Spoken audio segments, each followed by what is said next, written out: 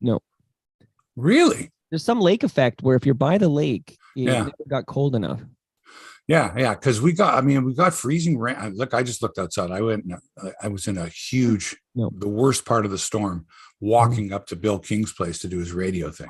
Right. So I'm like, oh my God. And like, he doesn't pay me or anything like that. But, he'll get tickets to Raptors or stuff like that. So yeah, and it's not far away. It's a good walk too, right? It's a nice walk. But yesterday it was ridiculous. I'm like, oh my God, I should get a cab or an Uber or I don't know, something. And it was just like nuts. Like for a lot of people, I was chatting with Jason Portwando when he said it was like a snowstorm. And I'm like, oh, like it all depended where you were in the GTA. Like it was a different story depending where you were. Oh, so where is my, excuse me, I have to find my, damn it, my script. Why does it go away? I have it if you don't have it. No, I have it. I'm trying to find it up here on my, it always goes away on me. So I have to go find it again. I have to go to Google. Oh yeah, it goes in the background. It goes in the background and then I just can't find it. Okay, so Google. Okay, in the meantime, I've sent the tweet. So when you meantime, people are bored. Like, what is it? What am I watching here? Oh man, and this is what is this I'm watching? Watching us get ready to record. Script. What the hell is going on here? I found it. It's the weather. It's everything. I don't know. You know what? I've just been thinking this time of the year too. There's just so much at the end. I'm like, I have to watch this game. The World Cup Sunday. I got to watch that. Yeah. The next Leaf game, Raptor game. I was at the Raptors game this week. There's football to watch. I got the Bills game. There's just so much. And before I used to love it. The more the merrier. I would make excuses, all times, especially during the holidays. Like, I got to watch this game. It's my job. And everyone, okay, he's got to watch the game. He has to comment on it. Now it's overwhelming. It's like, oh man. And I'm only doing this once a week. I'm like, there's so much to talk about. It's a job. That check the other day by Ryan Reaves was hot for a day or two. And I was hot at the time. And I was like, well, I got to wait till Friday to, I got to put this on the back burner and then kind of bring it back up again. And that story that happened, like when the Jays signed, Bassitt. Well, that was like 6 days ago now. Yeah, right. But I can't imagine talking about this stuff every day. Right. I even see the tweets for it. I get tired. Oh, wow, it's exhausting to go through. Well, like anything else, you'll do a lot of stuff for money, like for I guess to make a living. Yeah, for sure. Yeah. No, hey, I'm sure I'm not the first person. Geez, back in my day, was I doing anything that I guess it was. Listen, this is what you do. There was no social media, so there was not. There are only so many other ways to earn a living, right? But it just seems now it's kind of gone the other way. You look at certain people and go, really, am I going to remember that person as a shill for a gambling company, or am I going to remember that person for being whatever their profession was? Like if they were a journalist or a pseudo journalist, or they were highly regarded as some type of personality. Journalist, anchor, reporter, whatever, media person. And now, forget it. Those people are like long forgotten because it's run its course. It's not the same anymore. No matter how we try to think that radio is going to be the way it's going to be, television it's not. It's just not going the other way. My kids are in their 20s and 30s. They don't watch local television. Couldn't tell you about their local TV personalities, radio personalities. They just don't. And they haven't for years and they never will. On that note, my friend, don't forget to tweet. Don't forget to retweet the tweet. I know you're on a roll, but I will. Dale I'm not on a roll. I'm not. Just Dale Cadeau wants you to know it's sunny where he is. So screw you, Dale. We don't need you. Thanks for that, Dale. Appreciate that. Thanks for that. Also, a special hello to Angela, who was chimed in first. Good morning, boys. We got a heart. Nice. Love that energy. I'm just redoing your. Get to the show here already.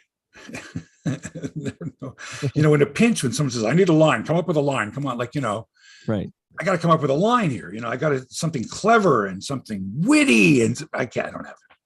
You got nothing, man. Not right there. I will maybe later. So I know he also joked, Dale, that it's like the Weather Channel, but is it slushy and icy right now outside your door? Like, is you got an icy thing going on out there? Me, I wouldn't know, man. I wouldn't know. I went through, I mean, I walked, I don't know, a couple of miles each way. So about 4 miles. Yeah, about 4 miles. Oh, sorry, Mike. About 7 kilometers. Yeah, I know what 7 kilometers is. Yeah. Okay. So about 7 kilometers back forth to Bill King's place. I do a radio show with Bill. We tape it on Thursdays, and then he airs it on Saturdays on his show on the University of Toronto radio station, CIUT. Right. I've never listened before.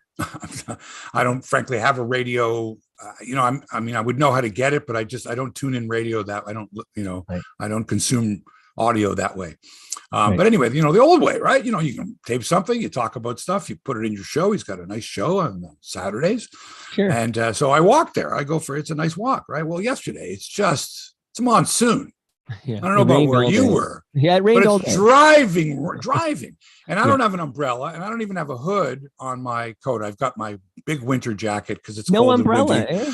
No. And I got a toque, right? I got my Buffalo Bills toque, and I'm good. And I wear glasses, and after about 5 minutes, the glasses are, they're soaked, right? I can't see through the drops. I'm thinking I got to do this, right? So by the time I get to this place, I'm soaked. I am soaked completely. And I go and I do about 15 minutes down in the basement. Like, he's got a studio, and I studio down there. Cool. And then back on with the coat, which is soaked, and the toque, which is soaked, and listening to my podcasts or whatever, music, and walk home. Right. And I'm telling you, Mike, it was like people are looking at me like, are you mad? Are you out of your mind? Right. He's got, they've got the umbrellas, full rain. Everyone's got hoodies on, whatever. Who's this yutz? Walking around with like just a toque, just like, and I got it must have been drenched. I was soaked to the bone. Who wears a toque in the rain? Like, I mean, don't know, man. I don't know. I know it's raining. I would just my head didn't get wet, but the toque got wet. Wow. Okay. Yeah. So by the time I got home, right, and there was no freezing rain. This was just hard rain. Yeah, rain. By the time I got home, I looked outside. There was some freezing rain, and then more freezing rain. And I just said, I'm not going back outside again. So whatever I had in the house, I hadn't gone shopping. Like I whipped up, like, there's 3 eggs. Oh, I could do something. Oh, there's some cheese over there. I could do something like that. Oh, there's stale bread. Oh, I could, I got some zucchini over there. I go, oh, look at that. Pea pods. So I made a melange of whatever I had in the house. The last drop of margarine, everything else, and then I was good. It's good. Okay, let's start the show because I've just been going on about ridiculous things here. Okay, let's go. Hello to Moose Grumpy and Brian Gerstein. Okay, here we go. There we go. Start with your theme. Here we go. All right.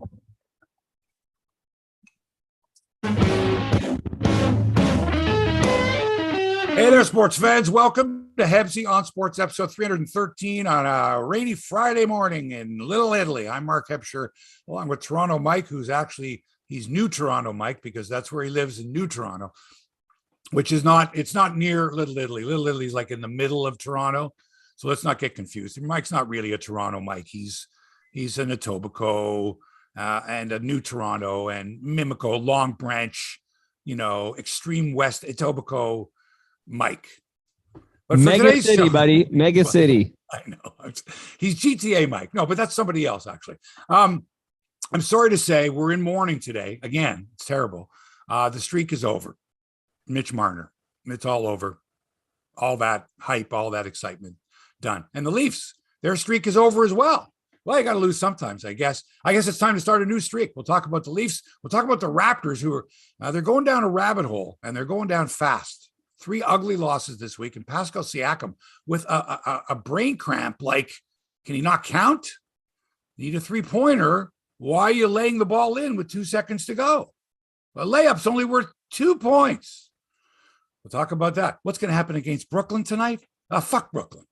The Blue Jays made a couple of moves this week, but there's still a lot of work to be done. And with all due respect to Kevin Kiermaier, he's going to be your starting center fielder like every day? Really? No. And also Chris Bassitt, who is the slowest pitcher in all of baseball. He's really slow. Really, really slow. You want to speed up the game next year? 15 seconds between pitches. I don't know. This guy, I don't know if he's going to be able to handle it. Hey, what's with all these changes to trophy names in sports? We had to get rid of that fucking bigot. and changed the name of his awards. I don't even know what it's called now. It doesn't matter. But the NBA has renamed a bunch of their awards after great players, a bunch of them. Should the NHL do the same? Would a Wayne Gretzky trophy be appropriate for the National Hockey League? What about a Bobby Orr trophy for best defenseman? Just spitballing here. You let me know what you think about that. Also, we got the World Cup on Sunday, France versus Argentina. We'll get into that as well. First, let's say hi to an ailing Toronto Mike. Longer ailing here. I feel no longer ailing? No, I feel pretty good. Do you want to tell people what you were sure what was wrong? So last Friday, if you listen to Hebsy on Sports, I sounded terrible. Man, did I mean, worse than normal. I might sound terrible on a good day, but no, you don't. No, your voice was obviously you were struggling. Right. And I didn't feel well. And then right after the show, I did a rapid test, and my first ever positive diagnosis of the COVID-19 pandemic. It finally hit me, Hebsy. I had it. And where do you think you picked this up? I'm almost certain I picked it up at Lee's Palace when I saw Lowest of the Low, because of the 6 of us who kind of were chatting together in a group, 4 of us came down with COVID. So I've decided that was the source. Interesting. And how many people were at Lee's Palace that night, do you think? I don't know. What does that place hold? 400? Yeah, there was like 400, 500 people. 500? It was a full show. I've been in there where there's like where the fire marshal would have like had a heart attack if he would have seen it. I want to tell you, in the middle of the summertime. If you, I like that venue though. I like those. That's a good venue. Yeah, well, it's right near me too. It's right nearby. Right. So you figure you got it there. So meanwhile, I'm at the Scotiabank Arena with 19,500 unmasked people the other night, and I'm not the only one, obviously, and so. It's weird, man, because like I've already gotten some comments from people saying, "Oh my God, Mark, you're in a public venue and you're not masked." Like, I feel for you. Be safe out there. Right. And I be honest, like when I go on the TTC, I do put the mask on. Close quarters, that kind of thing. Like, but yeah, man, not. I think if I would have seen someone with a mask on at the Scotiabank Arena, I would have like, what's going on there? Let's go. What's happening? A lot flying around right now, so a lot of people are battling with worse. And I will say, some people who got the flu were knocked down a lot harder than I was with this COVID. So there's a lot going on. Yeah. Now, when the flu arrives, does it go, "Hi, I'm not COVID, I'm just the regular flu"? Yes, it does. Are we supposed to remember what is the regular? Like, what are the symptoms of the regular flu versus the? I got a sore throat. Well, I can't be the flu then, because you don't get like my mom used to. My God rest her soul, my mom. She used to say to me, she said, "Well, what is it? What do you have?" I said, "Well, I don't know." She's like, "Was it the flu? Is it the grip? Is it a cold? Is it a fever? Is it a?" So I don't know. It comes with a label. You feel like shit. Yeah, you feel like shit. Right? I need to know what exactly, like, are we specifically, then you would go and see all the different types of medication.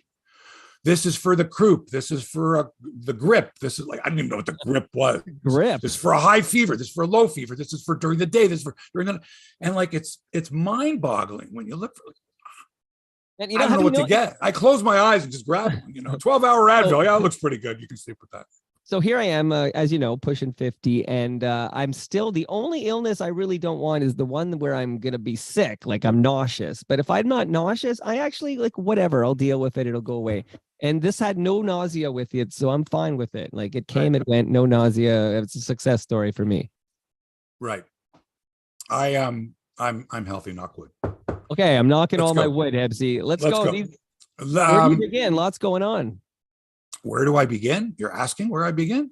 The most recent thing, like the Leafs played last night. I know it's the middle of the season. It's not even Christmas. What do I say, the middle of the season? But, these guys are in your face all the time. You can't ignore the Maple Leafs. No. And of course, they had a 15-game point streak, and Mitch Marner had a 23-game consecutive point streak. And it was, 23 games. He's this. And then there's, of course, you got all the sports shows, you got all the, everything. People got to come up with the stats that are relevant. In the last 30 years, let's just pick 30 years. It's the third longest or fourth longest streak. Great. But I need context. I need to know if these players who had these long streaks, like, how did they do at the end of the season? Did their teams win the Stanley Cup? Did they go far in the playoffs? Did this consecutive game point streak really have anything to do with the overall success of the team that year? And in all cases, it's no. It's not.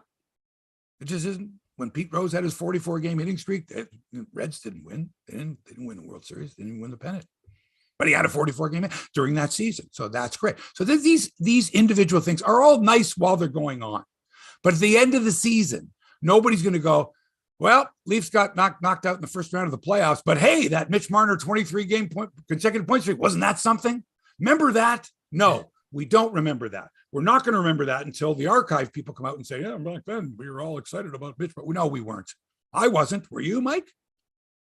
No, I mean, this is a welcome distraction, I guess. And you're in November, December, right. What are you going to do with regular season hockey? At least you have this to watch. Anyway, there's this guy named Igor Shesterkin who's like, fuck Marner. That with Marner. And I'm sure the Rangers were like, hey, did you hear Marner's got this game? We're going to end Marner's streak. We're going to stop all that talk. Anyway, it was Shesterkin tending the twine for the Broadway Blue Shirts last night, kicked out 22 shots, kick saving a beauty, and one near the end there, where Marner had like it was a breakaway, basically. It was. And the puck sort of for a split second was like lying in front of the goal line there. And you thought maybe it'll roll in, but no. Rangers won it 3-1. Jimmy Vesey, the former Leaf. And again, I had to remind myself, Jimmy Vesey played for the Leafs? Really? Don't remember. Had 2 goals, including the empty net clincher. Michael Bunting had the only Leaf goal. Marner was shut out. So the streak's over, even though that glorious chance, but Shesterkin with the save. Even with the loss, the Maple Leafs, a solid second. And they played a good game. Mike, this is an exciting team to watch. They're never out of it. There's always chances at both ends. Like, it's wide open, it seems to me, these Leaf games, and pretty exciting hockey. It's not dump and chase hockey. I like watching them play. So they're solid second place in the Atlantic. They're 4 back of Boston, 5 up on Tampa. The Leafs have a plus 28 goal differential. And they're doing this without Morgan Riley, without Jake Muzzin. Timothy Liljegren, how do you pronounce that? Has an upper body injury. He's day-to-day, but of course, we're all day-to-day. And tomorrow the Leafs are in Washington to play the Capitals and Alex Ovechkin. I don't know about you, but I'm not excited about Alex Ovechkin, who's looking to tie Gordie Howe's mark of 801 NHL goals. Now, I know it's going to be a big deal in Washington, going to be a big deal for Putin, his buddy. But the NHL doesn't count professional goals from the WHA, and Gordie Howe scored 174 of them. So he's at 975, Gordie Howe. So even if you said, let's count half of your goals in the WHA, let's just say half. He hasn't reached Howe yet. He hasn't. And he's still Ovechkin. He's a Russian and he's a Putin supporter.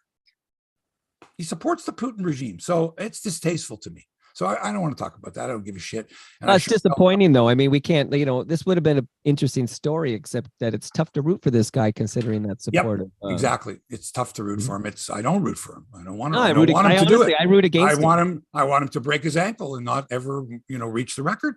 Like to see Jaromir Jagr come back to the NHL and break the record. Not him. He's still playing. He signed up for another season. I know. Was I born yesterday, Mike? I know he's still playing. He's the coach at Kladno. Hasn't been for years. He owns the team, as a matter of fact. He coaches them and owns the team and plays sometimes. That's him. He hadn't played in a while. Great guy. I could tell you stories about him, man. Anyway, I want someone to explain to me why there is no NHL award named after Gordie Howe. Or never mind. How about Wayne Gretzky? Like, how could you not have it? No offense to the Rocket Richard Award, which was given out while Gretzky was still playing, but Gretzky had already set the records, I think, by then, or was on his way to it. But the NHL decided, let's give out an award to the guy who gets the most goals in the season. Right? There was no award at all. There wasn't anything like, there's the Art Ross trophy for the scoring leader. That's goals and assists. Art Ross, of course, never fucking played. I mean, he might have played a couple of games. He was like an owner. He donated the trophy. Okay. Hi, I own the Boston Bruins. I want to name a trophy, and we're going to give it every year to the top scorer. Okay. That's why it's the Art Ross trophy. Not because Art Ross was a great scorer. It makes no sense. None. So, that should be the Gretzky trophy right there. And if you want for goals, fine, make this the one for most goals instead of it being the Rocket Richard. It was nice gesture, but Rocket Richard only scored 50. Like Gretzky had 92. Fucking Bernie Nichols had the 70s. Howe had over 800 just in the NHL. Make it the Gordie Howe Award. You're not going to get any argument, but you can't do it now because it's the Rocket Richard Award. Can't do it now. There's got to be a Gretzky Award. What about a Bobby Orr Award? No offense to James freaking Norris, okay, who apparently was not the nicest guy in the world anyway. And again, it was like he was an owner. He never played. Okay. Make it Bobby Orr. Will anyone have a problem with that? No. I just won the Bobby Orr Trophy. The Lady Bing. It was donated. Here's a trophy. Like the Stanley Cup was donated. Anyway. Conn Smythe Trophy, but wait a second. He apparently said some racist things, and this in of itself is enough to put question into why is it called that? Why do we call it that? Why can't we call it something else? And the reason I mention this is the NBA just renamed a bunch of awards. Instead of just the Defensive Player of the Year, they got, they already had the Bill Russell Award, which is for the playoff MVP, because Bill Russell won 13 NBA titles. But now the league has decided, let's add the personality to the trophies, the presentations and all that. So naturally you've got the regular season MVP award goes to Michael Jordan. It's called the Michael Jordan Award. They unveiled the trophy yesterday. It's beautiful. It sits on about a 15-degree angle. It's lovely. I could just see, guys holding it up. Yeah. So good move. Not going to get any arguments. The Michael Jordan Trophy, right? You've also got now the Defensive Player of the Year, instead of being called just the Defensive Player of the Year, or the Orange Crush Defensive Player of the Year, or whatever. It's the Hakeem Olajuwon Trophy for Defensive Player of the Year. Okay. A hell of a defensive player. The Rookie of the Year will now be known as the Wilt Chamberlain Trophy. Okay. I think you could have given the scoring trophy to Wilt Chamberlain. The freaking guy averaged 50 points a season. Dominant scorer, but okay. The John Havlicek Trophy will now be given out for Sixth Man of the Year. All right, even though Havlicek led the league in minutes played a couple of times and averaged over 30 minutes a game, the Sixth Man Award, you come off the bench. Okay. All right. The George Mikan Trophy will now be awarded to the most improved player, which is silly because George Mikan was already the greatest player. Like when he first stepped on the court, there was no improvement necessary. He was great. So that's kind of a goofy one, but the goofiest of them all, listen to this one, all right? Yeah. And credit to Keith Olbermann for pointing this out. It's true. The Clutch Player of the Year Award, the NBA will now have. Clutch Player of the Year will be now known as the Jerry West Award, which is ridiculous because he reached the finals 9 times and he won 1 title. So how is he clutch? Where did they come up with this one? Like somebody said, Mr. Clutch. Why? Because he once, I think it was a playoff game, it was a finals game against the Knicks, and he put in like an 80-footer at the buzzer to win 1 game. Wow. But during his career, he would hit that winning shot for the Lakers, but not in this context here. Clutch Player of the Year should be a guy that didn't go 1-8 in his NBA Finals career. Anyway. So the new trophy updates are part of this project that the NBA has, this multi-year project, which the NHL's got to get on board with, like similar. Because last year they unveiled this updated Larry O'Brien Championship Trophy along with the new conference championship trophies, right? So you win the Western Conference, man, you win the Oscar Robertson Trophy, named after the great Oscar Robertson of the Cincinnati Royals, who are now the Sacramento Kings. And also the Eastern conference champion wins the Bob Cousy Trophy, former Boston Celtic great. And the conference finals MVP trophies are now named after Magic Johnson and Larry Bird, right? Western Conference MVP, Magic Johnson Trophy winner. Eastern Conference MVP, Larry Bird Trophy winner. I love this. Love it.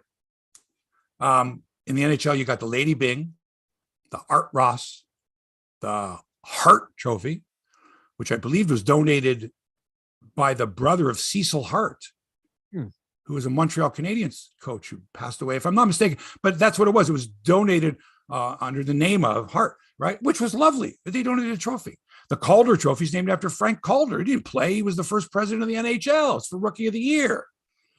The Selke Trophy, which was named later back, I think they started that in the 70s, is named after Frank Selke Sr., the great executive with the Montreal Canadiens, and for a while the Toronto Maple Leafs too.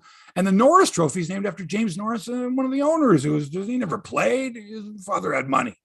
Interesting. So these should all be renamed after the great players, the ones I mentioned, who, instead of those who donated the trophy. Isn't it great? You donated the trophy. That's lovely. But come on, a Wayne Gretzky trophy, a Gordie Howe trophy, a Bobby Orr trophy. I have no problem with any of those. Hebsy, I could not agree with you more. These you could. Yes, you could. You could agree with me a lot more if you want. Like some of them are named. I think Vezina was a guy, right? George Vezina was a I didn't mention that because George Vezina, the charcuterie cucumber, was a spectacular goalie, and so it goes to the best goalie award. Yeah, but I was watching the Leaf game, and the panel there, O-Dog and whoever was on that panel was talking about who would you name the Vezina trophy after? Would it be Brodeur, Patrick Waugh, and I can't even remember who the third guy they put in that mix. Oh, you would leave it as it is. Right. Like, I don't understand the question, because why are we changing that? Go change these others you referenced, Art Ross, Hart, Calder, Selke, Lady Bing, Norris. Those should all be named tomorrow or maybe even later today. I'll see what my schedule is like. Let's get them named. What about the Conn Smythe? What's your feeling on the Conn Smythe? The Conn Smythe story is he allegedly, now there's no documentation, there's no direct quote, but he allegedly said of Herb Carnegie, the great black hockey player, I will pay someone $10,000 if they can turn Herb Carnegie white. That's the alleged quote. We don't know the context. Yeah, but the context would probably, I feel like the context is key there. The context is absolutely key there, because did he sit there and go, oh man, if only we could allow blacks into the game? Or was it deeper than that? Was it him going, we're not going to have no blacks in the game, but if you can turn this guy white, man, I'll give you. We don't know, and we don't know the context. And because of that, we can't just assume that, Conn Smythe Conn Smythe was a warrior. Conn Smythe was did he have racist overtones? It's quite possible that everybody had racist overtones. Did they express them in a certain way? Was this a direct quote, or was this something that I could hear Conn Smythe saying that for sure. Yeah. There's a lot of doubt there. So I would say, let's give the man the benefit of the doubt. What happened to the benefit of the doubt? That's right. There's a lot of doubt. The other thing was, I haven't heard much about Dundas and Dundas Street and all the Dundasses that were supposed to be changed. I know Ryerson University, they changed that name, but I haven't heard much about the sort of changing of the name stuff. Kind of a lot of it was like maybe blew over, or if it got through council, maybe they're not in a big hurry to implement all these changes, right? Big job, Hebsy. That's a lot of stuff named after Dundas. That's a lot of street signs. Let's go back to the NBA now. The Raptors are in some kind of trouble. I was at the game the other night, the Sacramento game. By the way, I go to the game. I sit down in my seats. I go with my son. I sit down in my seats, and as soon as I sit down, the guy sitting there looks at me and he goes, and he gives me a look that I know the look, Mike. The look is, oh, I know you. Right. That's the look. I'm used to it. I've seen you on television. I know you. Okay. He's at a Raptors game. I'm a sportscaster. So I'm expecting watched on TV or something to that effect. But I know that he knows who I am. Right. And a little while goes by, that kind of thing. And he goes, he says to me, you're Jake Hebscher's father, right? And I go, right. He goes, I work with him at Lexus, Hefner Lexus in Kitchener, where my son works. He goes, I work with him. I go, oh. That's funny. You're like, oh, not a word about sportscaster or watch you. Nothing like that. Nothing like that at all. He might be too young anyway, because he's in his 30s. I guess, I don't know. Whatever. What is that line? Do you know it at this point? Like if you're under 40, you probably don't remember sports line. I never thought of it. I never thought of it. All I know is this, is that as time has gone on, I'm less and less inclined to think that someone is going to recognize me. Right? Which is natural. Less and less, right? Because the younger the generation becomes, the less they're far from. And even if they watched television in those days, who knows? So there is no kind of line of whatever. But I am surprised. I am. And remember, with some people, it's like, well, I don't know where you are, but I watch all your stuff on YouTube. Or I've had people say to me, oh, really? What did you do before YouTube? So you never know. It's pretty funny. Anyway, so to the NBA. Can I say hello to Gene Velitis, who has checked in from Vancouver? And Gene was watching. He was watching for us at the game the other night. Right, I saw that on Twitter. Yeah. So because Gene, I want Gene to know my first in-person guest on Toronto Mike in 2022 is going to be Lorraine Sagato. So I want. That's Gene's sister-in-law. Right. Yeah. The great Lorraine Segato. Yeah, she's fantastic. Yeah, parachute club. Absolutely. Rise up. Yeah, that was great stuff, man. Those are good videos. That was fun times. Where was I with the NBA? So yeah, NBA. so we go there. They're playing the Sacramento Kings. And the only person I know that's seen the Sacramento Kings live this year was my son, Dean, who I took to the game because he was on the road like all year in the States doing shows, comedy shows. And he happened to be in Sacramento and they got tickets to the game. It was like an afternoon game. He saw their first win of the year against Miami. And then they played a show that night. So he was like, he had all the lowdown on the Sacramento Kings. He's like, these guys are good down there. And sure enough, they ended up beating the Raptors. The Raptors don't have OG Anunoby. To a lesser extent, they're missing Precious Achiuwa. They just don't have the size and the strength on the boards and in the paint to compete with a lot of these teams, especially a team like, Sacramento that's got Donnie Sabonis, who's just a monster in the middle. He's just a killer. Second night of a back-to-back. Listen to this. Like second night of a back-to-back. They lost to Philly the night before. Sacramento comes in. They got to go through customs, the whole deal like that. This Sabonis plays 40 minutes, 21 points, 20 rebounds, 7 assists. They can't handle him. They could not handle this guy in the middle. Chris Boucher, Christian Coloco. Yeah, Thaddeus Young was your starter. Thaddeus Young's like, he's old, man. He's like 34, 35 years old. Even Kem Birch, even gave him a try in the middle. They could not stop this team. Could not stop. And they couldn't hit their three-pointers. They're awful in threes. They're like one of the worst teams in the league in three-point percentage. And man, if you live by the three, you die by the three. And Fred VanVleet has just not been the same. And their offense is a half-court offense. Freaking Sacramento, run. Let's go down the court, up and down. The Raptors, they get into this half-court, boom, boom, boom. And Freddie will take the clock down to 5 or whatever, or pass. And they'll score a lot of times, but not enough. You got to be able to go into the paint. If you're not hitting the threes, you got to be able to penetrate. You got to be able to move the ball around. And the Raptors just haven't been showing that. And at the end of the game, you're down by 3. Okay. There's 5 seconds to go. You got the ball at half court. You're down by 3. So Fred VanVleet gets it. There's 4 seconds to go. He misses the 3. And now with 2 seconds, there's still 2 seconds to go. The offensive board is grabbed by Siakam under the basket. You're down by 3. Mike, you've just grabbed an offensive board, right? You're down 3. What do? You just grab that offensive board. The clock is ticking. There's 2 seconds to go. What do? You need a 3-point play. You need a 3-point shot. You don't lay the ball up for 2 points, right? No, you don't. That's what Siakam did. Oh, brain fart. Yeah. I couldn't believe, but I was the only one. Like everyone else was like, oh, and the game was over. Like it was 0.8 and then bam. Right. But nobody, except for me, that I could hear, nobody was going, you fucking idiot, Siakam. What are you doing putting up a 2-pointer? You get the ball back. And where all the other Raptors are. They're outside the 3-point line. Right. The 2 does nothing for you. You're in the huddle and the time. Guys, remember, we have to have a 3. It's got to be a 3. Right? If you miss that first 3, get the rebound, get it up for a 3. So Siakam's got the rebound, and everybody else is outside the 3-point line waiting for them to give it back to us. Kick it out one last try. Right. No, he lays it up for 2 points. Wow. Huh. Okay, so tonight you got the Brooklyn Nets. Fuck Brooklyn, and you got Kyrie fucking Irving too. Hey, Zamir. And you got Kevin Durant. You got Ben Simmons. This is trouble. The Nets are surging. The Raptors are not. It's going to be tough. If the Raptors could pull out a win tonight, it would be, I'm going to say, miraculous. I know that's ridiculous to say, but the way this team's been playing, and they're hurting. And by the way, I don't like the NBA and the Raptors the ticket pricing. What do they call that type of ticket pricing? It's not surge pricing, Mike. It's premium or no. It's based on the games the teams you're playing. What do they call that? Tiered, the different tiers of pricing. Right. For the Jays, it's like the Yankee games are the most expensive. Well, the same thing in the NBA. They have tiered pricing. So when certain opponents come in, the prices go higher. Like for the Sacramento Kings the other night, the tickets were reasonable. There were, I think, $120 each that we paid. And we, pretty good seats, first row of the balcony of the 300, like first row. So, and they were reasonable. But I mean, if you're playing like I was gonna get tickets to see Golden State. Thank God I didn't. No Steph Curry. But those tickets are going for like twice as much.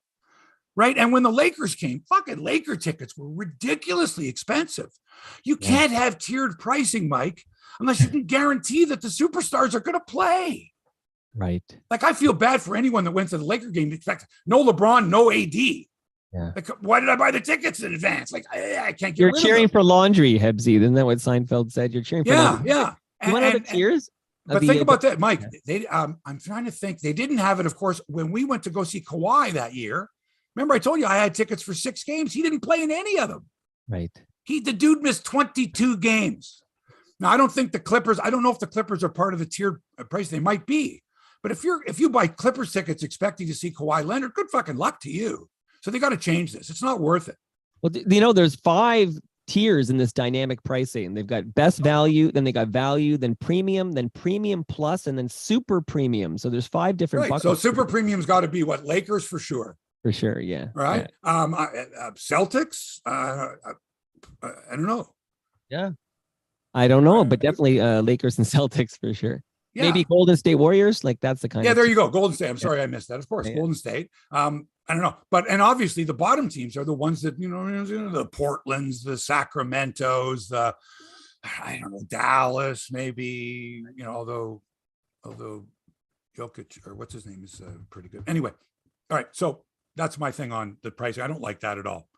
Yankees, okay. Aaron Judge isn't playing that day. I wanted to see Aaron Judge, but they've got other good players. But in basketball, especially where, the key guys are, that's why you go. Okay, I go to pay. Am I paying more to see the Edmonton Oilers because of Connor McDavid? No, I'm not, as it happens. Does it work with the Leafs? It must. Yeah, all tickets are super premium when the Leafs are playing. No, you know what I mean? Does the NHL have the same type of tiered pricing for its opponents? Anyway. That's my thing there. Let's talk baseball.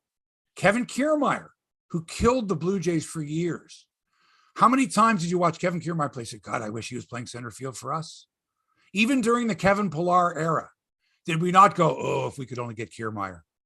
Right, Mike? They were the 2 best defensive center fielders. He was the other guy. But they killed us. And except for that one thing where the card slipped out of Alejandro Kirk's wristband at home plate, and he picked it up, and then, to get their scouting reports. Except for that, the guy is a stud.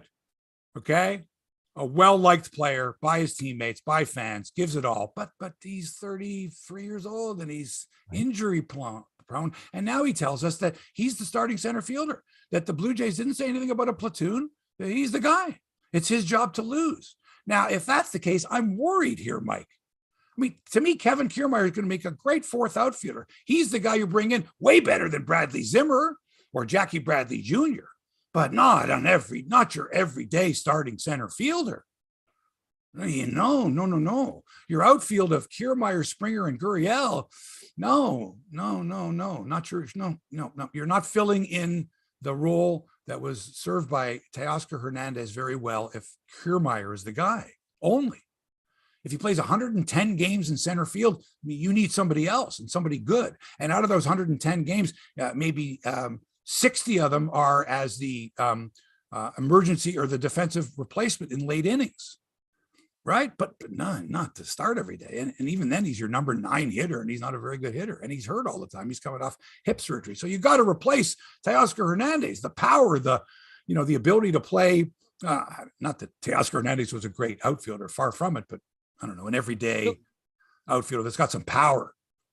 Now, Hebsy, the improvement defensively, because that's quite a defensive upgrade. You don't think that compensates for the fact that his bat will be less productive? It's a defensive upgrade over who, Mike? Anyone isn't. I mean, again, but over who? Who was our center fielder last year, Mike? But it's way better than like putting Springer in center field. Is it? Yeah, I mean, you don't think Springer was a very good defensive center fielder? Not nearly as good as Kiermaier. Like if you really, I find that very interesting. He made some of the most sensational catches we've ever seen. Springer was a fucking great defensive outfielder, but he was injury prone too, like Kiermaier. So what are you replacing? You're not replacing Springer. That's a big downgrade from Springer. Right? This is the Tapia replacement, right? Like no, that's what you want. You want this to be the Tapia replacement. You don't want this to be the Teoscar replacement. Kiermaier is the replacement for Tapia.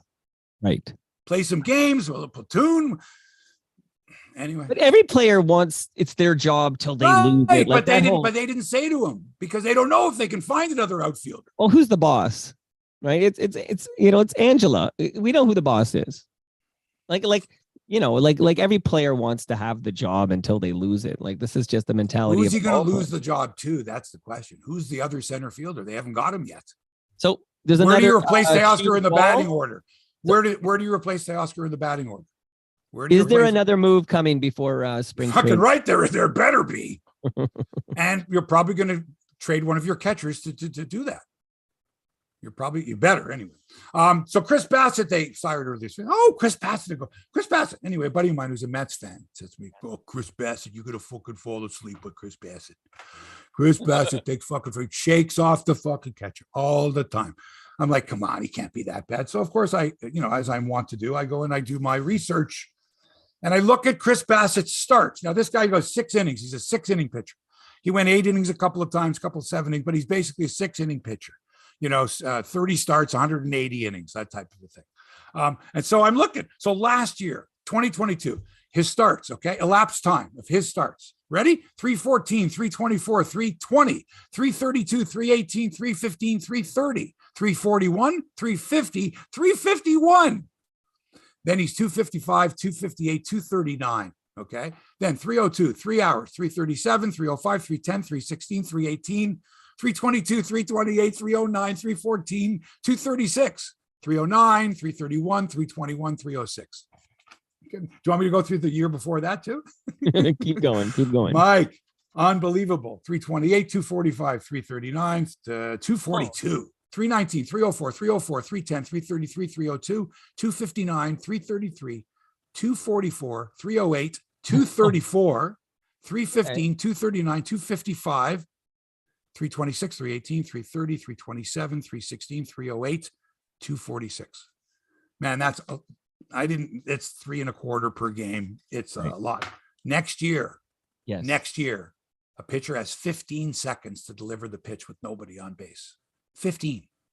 All right. So from the time he gets the ball back from the catcher or the umpire, whatever, the previous pitch, 15 seconds. Now, they say in baseball, they're going to be tight with this. This is tight. You got 15 seconds. Like in tennis, before you serve, the clock is there. It's available to be seen at all times. All right, I don't know if he gets a little in his hat that's with 5 seconds to go. I don't know, whatever. But a pitcher has to know. This guy takes 45 seconds every pitch. Now he's going to do it in 15 seconds. And with runners on base, he gets 20 seconds between pitches. So that's a big adjustment for a guy like this. Big adjustment. I went and rewatched a couple of his games just to watch him. And he's shaking. It's true. He's shaking. No. Sometimes he doesn't even have to shake. He just stands there and stares. Well, because PitchCom is in his helmet going, and he's just staring, and then he waits, and he kind of looks up and whatever. And you can see the batter just sort of standing there like, fuck, let's go already, right? He has to call time. Takes forever. So now if there's a violation, you get dinged with an automatic ball. So we'll see how often that happens. And remember, defensively now, you can't go in that inverted triangle. They're going to stick out there behind second base. You can't defend there as the pitch is being thrown. And if you do, it's a ball against your team, against the pitcher. So let's just see, because it's going to be a different kind of game, man. Yeah, they want to speed this up. And, I'm all for it, too, if you've got a guy like Bassitt out there, freaking take forever. Apparently, Buck Martinez is going to be back in the booth, but he's pissed off at Rogers because of what they did to Pat Tabler. Now, you and I both know that Pat Tabler was past his due date, that Pat Tabler didn't really offer that much to the broadcasts anymore. And that, he had a good run of 30 years. How many years did Pat Tabler do Blue Jays baseball? Oh, he goes back to the 90s, right? Come on, folks. Now, nice guy, likable guy, did his homework. I get that. But, so here's Buck, 73 years old or whatever, just cancer. And I don't like the way he was treated and whatever. And he's still negotiating. He's going to be back, but he's negotiating. And now obviously Rogers is saying, okay, Buck, how many games do you think you can do? Or they're saying, Buck, here's how many games we think you should be doing. because Dan is going to do every home game as play-by-play. And let's say half the road games. Let's just say he does 40 road games. Mm-hmm. So there's 40 other games where maybe Buck's going to do play-by-play of those games. And maybe Joe Siddall's going to be doing the color. What's going to happen with that? Because, I like Joe, but I think he's underused. He's underutilized by just doing the pre and post game on the Jays telecast. In the 5th and the 8th inning, he comes in and says, hello for 30 seconds or whatever, or points something out, that happened 4 innings earlier.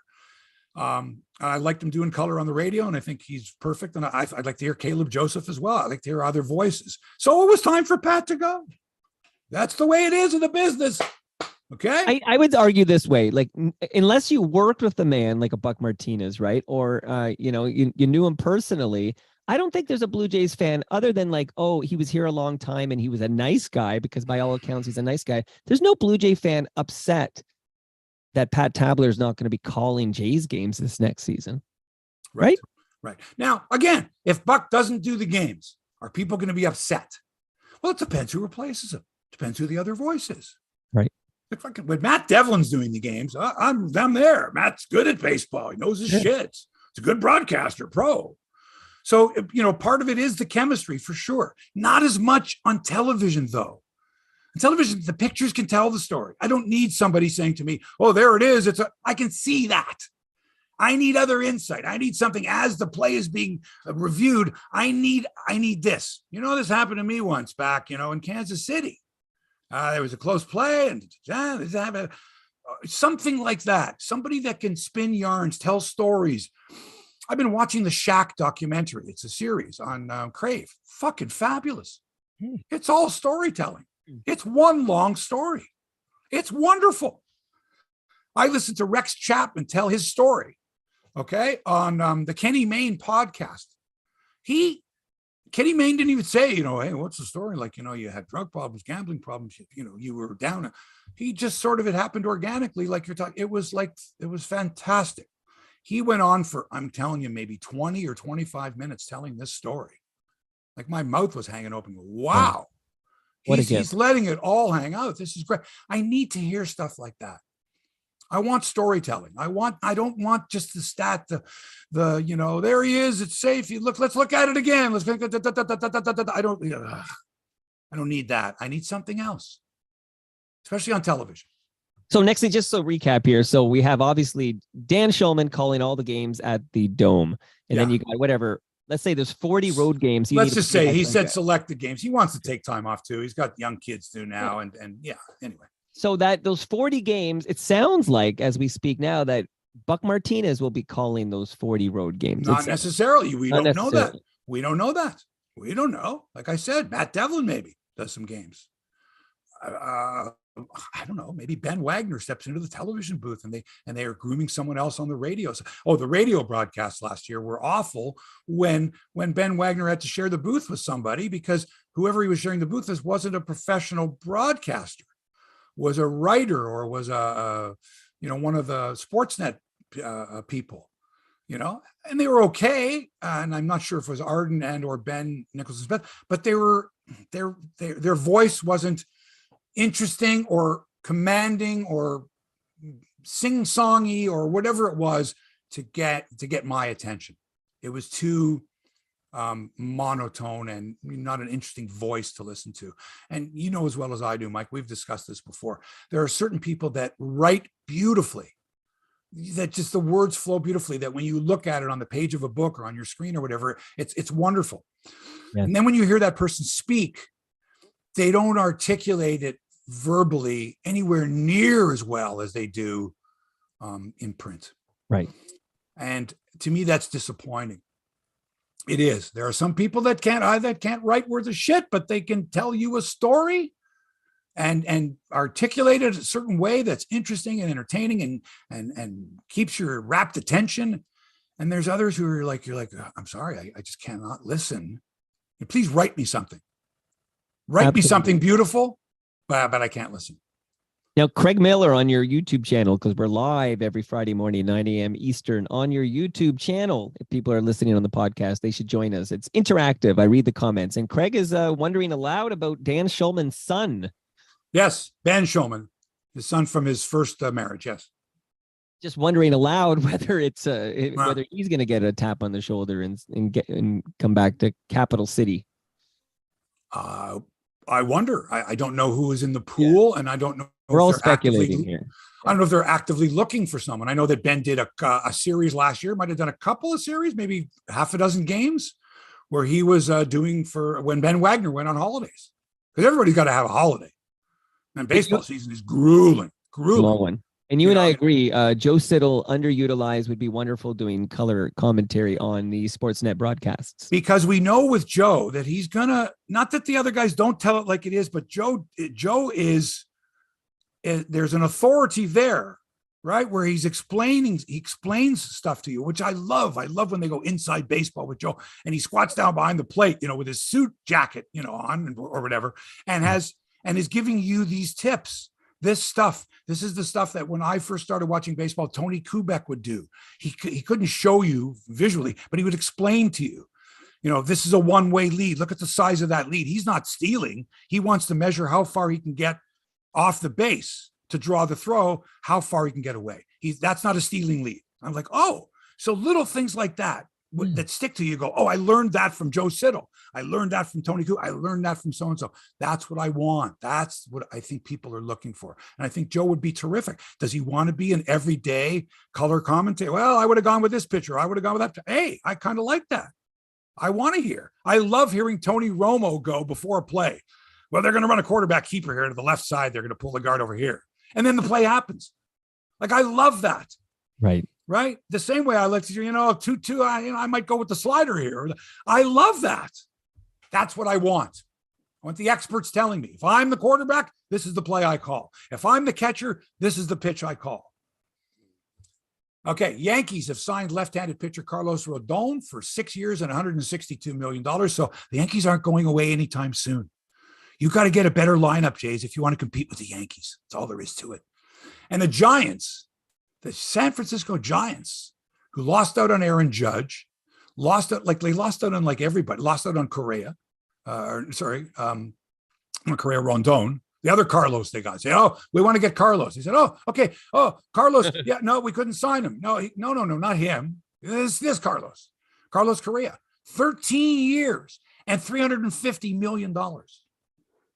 So a good week if your name is Carlos, I guess. But geez, $350 million for 13 years. Wow, man. That's a lot. Mike, have you seen the Montreal Canadiens blue jerseys? They wore them again last night. I have, yeah. I'll go. Tell me what you think of these things. I threw up in my mouth when I saw it. Mike, I think I explained that there's a Yiddish word. It's chalushus. It fits perfectly with those jerseys. What an abomination. How could they wear those? Le rouge, blanc, et bleu. No, they look like they look like blueberry colored, like those ones on Shoresy that they wear. They're gross. How could they wear those things? Of all the colors to wear, Montreal Canadiens wearing blue? Like, come on. That's fucking gross. Whoever came up with that idea should be fired. Really terrible. Big controversy this week surrounding the hit that Minnesota's Ryan Reaves put on Detroit's Philip Hronek. You saw this, eh, Mike? Yes. Reaves is about 240, and he laid him out. He didn't have to do it that way, but he laid him out. And everyone, hey, the guy had his head down. Yeah, I know. But this guy, he left his feet. I looked at it. He actually, at the end, left his feet. Everybody said it was a clean check. It wasn't. It was a hit to the head. But in the NHL, there's no rule about a hit to the head. There really isn't. Football has cracked down on hits to the head for years, for decades now. Still haven't done enough, but they've done a lot. Hockey, no. Okay, no penalty was called there. The referees huddled. No penalty was called there, but it was a hit to the head. This guy, Reaves, is 6'5" and 240. All right, and I don't care how. You're gonna make contact with the head when you do that. You're going to. If it's the point of your shoulder, whether it was targeted or not. You've seen this before. Well, how do you avoid hitting the player in the head? Well, you don't hit him like that then. You just don't. And not with that type of force. He drove himself right through right through Hronek, okay? So if this is Hockey Canada, or if this is the IIHF, the International Ice Hockey Federation, that would be, if it was deemed to be accidental, would be a 2-minute penalty. If it was deemed to be more than accidental, the referees could give everything up to a match penalty, a major foul for that hit to the head. So it's time that we started to protect players better. And again, it was a clean check under today's NHL rules. It shouldn't be. They need to alter the rule on hits to the head. Now you're going to say to me, oh, well, what if he hit him in the leg, like, or hit him in the knee like they did to Bobby Orr, and his career is ruined? Yeah, Bobby Orr's career was ruined, okay? But Bobby Orr can, with some pain, yes, walk, but Bobby Orr doesn't have the equivalent of 8 knee operations on his head. He doesn't have the damage that was done to his knee. You can't equate that with what's done to your head. Right. You can't. So I think the NHL really has to kind of look at this. You know, Hronek is under concussion protocol. Hopefully he's okay, but geez, Reaves has been suspended 3 times in his career, right? This guy's not a goal scorer. This guy's 35 years old. Big, huge guy. He's played for a lot of teams. We know his job, okay? And that was a thunderous check. But I got to tell you, it reminded me of the check that Greg Manziuk put on Lee Eckley in 1982 in our media hockey game. Lee had his head down in the middle of the ice. Greg probably had, I don't know, 80 pounds on him, maybe. I don't know. Yeah. And he laid him out, man. And it was a clean check, and he didn't hit him in the head. He got him right in the shoulder. Clean check, but jeez. Wow. And this wasn't the NHL. This was, like, it's a non-checking game, right? Yeah, I don't remember, Mike. I think there was there was body contact, but I don't know. See, I don't recall now. It's many, many years ago. Many years ago. I'm going to say it was 1984, 85. And it was a different game, right? But again, wow. They were right. It was that anyway. And I'm sorry to mention that about Greg, but I do remember the damage was done. I was like, whoa, man, that was heavy stuff. You could really put the guy away, and we're talking not professional. So I saw that hit, and the first time I saw, like everyone else, I went, wow, what a hit. And then I thought about, doing the Hebsy Awards all those years and going, woo, on hits, woohoo, and then seeing some of these guys. You ever heard some of these guys talk now? Some of these players? They have trouble. Yeah, the cognitive decline is shocking. And it is true. Back in the 90s, we celebrated these punch-ups. And nowadays, when, these same individuals are sitting in a dark room because of the headaches and everything. And I'm not going to mention names, Mike. I've run into a lot of ex-players. You're right. They're slow. They're not that they were, super sharp when they played or whatever, but you can tell that these are guys in their 50s now. 60s now. We've learned so much about brain injuries in the interim. Yeah. And before you say that, hits like that we can't tolerate those hits anymore. And the players have to realize if you hit a guy in the head with your shoulder, I don't care. You're going to pay for it. Your team is going to pay for it too.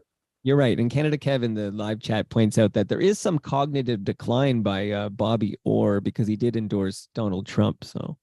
That to Canada, Kev. Football now. The Buffalo Bills host the Miami Dolphins tomorrow night in Orchard Park. Tomorrow night. A night game in Buffalo in December. Bills are a 7-point favorite. They have a 10-3 record. They own home field advantage throughout the AFC playoffs. Don't fuck it up now, Buffalo. A win over Miami would be glorious. Glorious. Dolphins are 7-5, second in the division. Last night, the San Francisco 49ers beat Seattle 21-13. Rookie Brock Purdy threw 2 touchdown passes to George Kittle to lead the way. The Niners lead the NFC West with a 10-4 record. Nice to see. Eagles have the best record in football. Eagles. Oh, they must be going crazy in Philadelphia. Loving it. Jerry Sullivan, a veteran sports columnist for the Niagara Gazette and WIVB TV and formerly of the Buffalo News, was fired Tuesday after a sexist comment that he made during a guest appearance on a Buffalo sports podcast called Trainwreck Tonight. Okay, that's a podcast. The Gazette called Sullivan's remarks, quote, a revelation of the disrespect he holds for every female athlete, female coach, female journalist, every woman, period. During his podcast appearance, Sullivan responded to a written critique from a listener named Amy, with a tirade berating women as, quote, the worst fans. Wow. I'm quoting again here from Jerry Sullivan. Hey, women, be better than this, because the worst fans really are the women. They don't get critical journalism. They all want to be cheerleaders. Okay. You know what I mean? It's a dangerous avenue to go down to criticize women in general because they're better than men generally, but they don't get it as fans. End quote. Sullivan later apologized for his words in a tweet, describing them as, quote, insulting to women. No kidding. This I don't get. How do you say something, get caught for saying it, and then I got to apologize for it? Man, if that's what you mean, don't apologize for it. Don't. Go get another gig, get your own podcast. Right. But you're working for someone else. Man, you work for someone else, you dumb. Okay? Other people are paying your salary. You're on mainstream media. Okay? You're a contributor to WIVB Channel 4 in Buffalo, and you're a contributor, columnist, or whatever for the Niagara Gazette, whatever fucking fish wrap that is. Okay? Your salary's being paid. Go get your own podcast, get your own sponsors, and go make comments like that. And if you get support for the great, you fucking moron. Dumb. Absolutely, it's a fireable offense, you fucking, especially nowadays. Well, you fucking idiot. Ask your brother, Hebsy. He'll tell you everything is a fireable offense if you sever someone fairly. It's true. Right? Nuts. You have experience being fired without the severance fairly. Yeah, I do. But I can say what I want. And you know what, Mike? There's times where I want to say something and I go, is it worth it? Is it worth it to open up a whole can of worms? Is it worth it for someone to go, hey, you're this, you're politically incorrect, and we won't stand it anymore. But that's different than misogyny. I've looked at some of the things. I've seen some old tapes of Hebsy Awards, stuff like that. And I've gone, and like other people, like my girlfriend, for example, will have seen this going, oh my God, you said that? You said that? I went, yeah, I said that in 1986. Oh my God. Right. And if you look at it that way, yeah. But if you just look at it on its own, naked, and say, there's Mark Hebsy. Holy fuck. Nowadays, you go, you can't say that. You can't get away with that. Are you out of your mind? You can't do that. Like there's a promo for a record that I guess it was it Ice-T that did Cop Killer? Yep. And so he's like, can you imagine if that came out today? Can you imagine? It would be impossible. You could not, in a million years, you could. So it's like that. You could say that then. You can't say that. You can't do anything now. And what worries me is one day somebody's going to call me on it, right? Either it happened years ago or whatever. You hurt my feelings 33 years ago when you said this.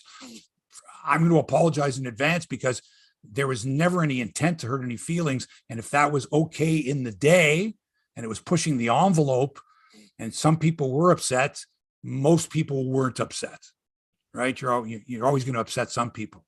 But if everybody was upset, I know if they saw it now, people nowadays would just say, holy fuck, how did you get away with that? Right. I don't look at it that way. Well, Hebsy, you either die a hero or you live long enough to become the villain. So. Okay. And finally, Mike, the World Cup comes to an end Sunday when France takes on Argentina. Kylian Mbappe versus Lionel Messi. They both play for PSG in France. That's their club teams. Who do you like here? I think this is the story has been written in his final World Cup match. Lionel, how do you say? I want to say Lionel, but it's not like Lionel Hutz, attorney at law. It's Lionel Messi. Anyways, Messi's gonna finally win the World Cup for Argentina and go out a champion. All right, I picked France as I did from the very beginning, and you know that they're the defending champions. They have Mbappe. They have. I wonder if they're going to play Benzema. He hasn't played. He has got a thigh injury, and he hasn't played like the last three matches, and they've won. But he's a phenomenal player. And same with Pogba too. I mean, man, and he hasn't played either. He's also hurt. I mean, France has got tremendous talent up there. Be interesting to see who plays. I know they got the world-class goalkeeper Hugo Lloris of Tottenham Hotspur. Ooh. And they've just got an excellent Griezmann's a fantastic player. I mean, Olivier Giroud. I like France. We'll see what happens. Here's a PSA, because those last couple of matches have been 2 p.m. matches Eastern anyway, and this is actually 10 a.m. So don't miss it. Like thinking at the 2 p.m. final, I think it's a 10 a.m. It is. It's 10. It's a 10 a.m. And tomorrow is the bronze medal game, I guess you would call it, or the match between Croatia and Morocco. Which they're both in our group. Remember that. That's right. The group of death. We were in the group of death. Amazing. Yes. Okay, Mike, feel better. I'm glad you certainly sound better. You sound your I feel good. Effect. Good to hear. And that'll do it for episode 313 of Hebsy on Sports. Thanks as always to Toronto Mike for production and inspiration. Hit him up at Toronto Mike. You've had some pretty good guests lately. I know Lorraine Sagato's coming up, but who have you had recently? Oh my goodness, many great guests that I'm drawing a blank as you put me on the spot, but I did have to take a few days off, so I did a special tribute to Mark Daly. That's the most The Voice. You'd love it. It's over an hour of clips and just talking about The Voice. You're enjoying putting these together, aren't you? Yeah, you know what? I actually think I enjoy my show better when I don't let people come over because I have COVID. Like it's like I'd rather just produce things and but I like both. And I need you to digitize some cassette tapes that I have. Oh, I saw the machine that you have. I have these cassette tapes. Because Fred Patterson found a box, and I'm going to spend some time over the next 2 weeks digitizing. So get me cassettes, and I'm all set up to run it through. Okay, great. I'm going to get you some cassettes I need because if not, I have to borrow a cassette player from somebody. I'm ready. Put a speaker in front of it, and it's much easier this way. Okay, beautiful. That's good to know. All right, so that's it. We're back with another. I don't know. Are we coming back next week, Mike? Do you want to do a show next Friday? Oh, 100% up to you. All right, we're back next Friday. There you go. It's the day before Friday. Christmas Eve day. It's Friday. It's a beautiful thing. Have a fantastic week, folks. We're back with another episode next Friday. That'll be it. Until then, so long for now.